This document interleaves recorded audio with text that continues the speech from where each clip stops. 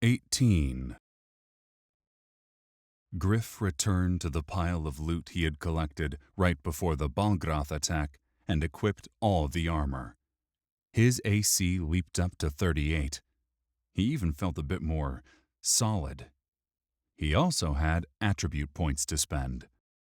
The points he put into intelligence had already paid off, but the Balgrath had only landed a few hits and nearly killed him. Perhaps it was time to increase his physical prowess. He put 8 points into Constitution and 8 more into Dexterity, and was rewarded with leaps in health, stamina, AC bonus, and speed. He decided to put 3 more into Strength, both for the extra damage capabilities and the increase in stamina. Who knew when he'd find a place to offload his loot? He thought about dumping the last 5 points into Intelligence, but decided to keep them in reserve instead. His magical capabilities were still limited, and the army trained to always keep something in reserve for unexpected situations. Gryph, Level 5. High Elf, El Adrien. Deity, None. Experience, 15,775. Next level, 7,225. Stats: Health, 154. Stamina, 156. Mana, 145. Spirit, Attributes: Strength, 23. Constitution, 25. Dexterity, 28. 25 plus 3 bonus. Intelligence, 16. Wisdom, 10. Gifts: Health regeneration, plus 25%. Mana regeneration, plus 25%. Night vision, 120 feet. Master of Tongues. Gryph smiled. He was progressing nicely for a dude who had no damn clue what he was doing. He hated to admit it, even in the privacy of his own head, but he missed Lex. The banner AI turned grumpy NPC priest may have been obnoxious, but he knew his stuff. Now it was on to his perk points. It appeared that each skill had 6 tiers, and they each required a specific level in the requisite skill before that tier becomes available. Each tier opened up better perks. Base, Level 1. Apprentice, Level 20. Journeyman, Level 50. Master, Level 75. Grandmaster, Level 100. Divine, Level 101 plus. Based on his current skill set, he liked the idea of focusing on spears. He opened the Staves Spears perk tree to see what kind of goodies it offered. There were 3 branches.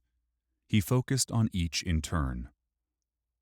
Impale, an aggressive attack that can be initiated upon a successful attack. Impale does 2 times damage with a spear. Impaled opponents cannot move or counterattack for 5 seconds. Stun, an aggressive attack with a staff that can be initiated upon a successful attack. Stun does 1.5 times damage and prevents an opponent from moving or counterattacking for 10 seconds. Quick Strike, an aggressive attack with a staff or spear that can be initiated upon a successful attack. Quick Strike has a chance to land a second attack for the same amount of damage as the first. Parry. Staves and spears provide good defense. When an attacker lands a blow, parry can be initiated. If successful, parry blocks the attack, resulting in no damage. The stamina cost to use the perks was high, but their intelligent application could be the difference between life and death. He also noted that there were 6 distinct tiers to each perk tree, and that anything above his current tier was unavailable. He guessed that he'd need to get to the appropriate level in each skill to hit the next tier. But when he did, oh boy would it be worth it. All the branches sounded amazing. but Impale and Parry were the ones that truly caught Gryph's eye. He dumped one perk point into each and admired the increased potency they brought to the skill. He looked through his other skills, and while all of them would be useful, he knew he had to get the most bang for his buck. His eyes gleamed as he read the perks for dodge. Counterattack. Upon a successful dodge is the percentage chance to land a counterattack. This ignores all other attack bonuses and defenses. Damage is applied as normal. The weapon skill used must be equal to or greater than the opponent's dodge skill. Enter stealth. Upon a successful dodge, the percentage chance to enter stealth. The user's stealth skill must be of a higher level than the opponent's perception skill to successfully enter stealth. Push off. When dodge is successful, a specialty attack that provides separation from the attacker. Gryph dumped a perk point into counterattack and grinned at the possibilities. He loved enter stealth as well, but at his current tier, the percentage chance was so small he didn't think it would be worth the cost. Yet at later levels, he could load the branch with points and quickly power up. In the end, he put another point into push-off. Sometimes the best defense was distancing oneself from an enemy. Push-off could literally put space between him and death. This left him with a single perk point to spend. Light armor, air magic, and small blades all had their appeal, but it was stealth that made him feel like a kid on Christmas morning.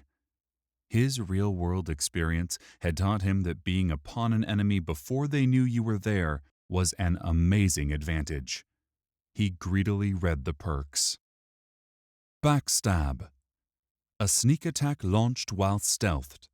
The attack automatically succeeds and does multiple times damages depending on the tier.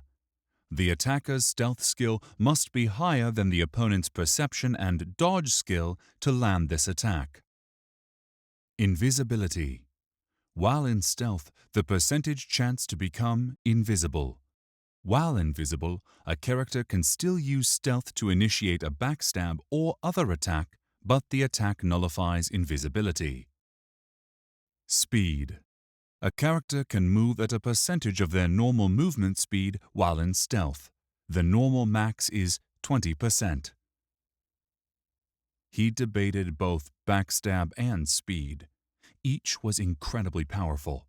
An automatic hit that did twice as much damage sounded fantastic, even though Gryph didn't think of himself as an assassin. Moral qualms aside, the speed perk was likely to be far more useful, if less sexy. He dumped his last point into speed. Satisfied with his choices and feeling like a guy who'd just spent all his Amazon gift cards, Gryph closed out of the perk sheet.